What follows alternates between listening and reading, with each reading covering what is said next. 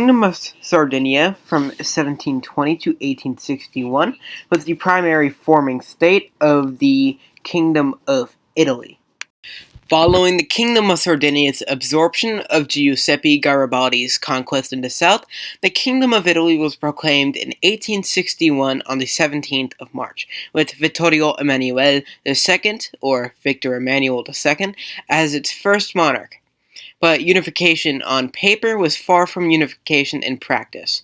Rome, the city every nationalist considered the peninsula's rightful capital, remained outside the new kingdom entirely, still governed by Pope Pius IX as the last fragment of the once vast papal states.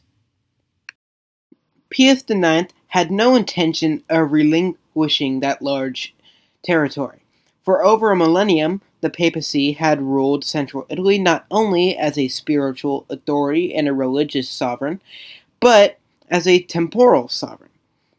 And by the 1860s, that sovereignty has shrunk to Rome and its immediate surroundings, defended crucially by not just papal troops alone, but a French garrison stationed there under Napoleon III, and as long as French bayonets guarded the city walls, the Kingdom of Italy could not touch it. Whatever Cavour's successors in Turin and later Florence may have wished would not come true for another, decade. And that so-called protection collapsed in the summer of 1870. Napoleon III, drawn into war against the North German Confederation, or simply Prussia, recalled his garrison from Rome to enforce the front. By September, the French army had been shattered at Sedan, and Napoleon III himself had been taken prisoner, and his empire dissolved within days.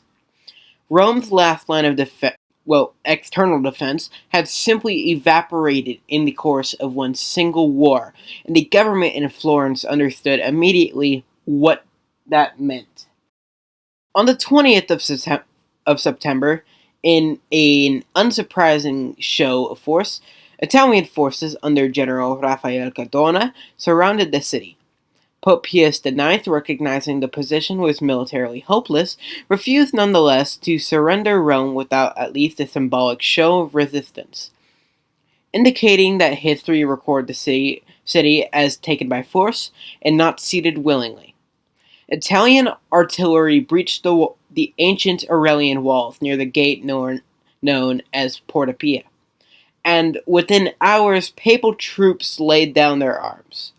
Rome had fallen not to a foreign power, yet the very nation it had refused to join.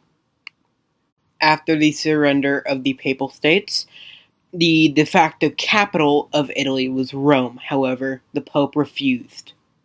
The Roman question endured unresolved for nearly 60 years, serving as a wound between the Italian monarchy and the Church, with a relationship that would not be amended until one man would resolve it in 1969.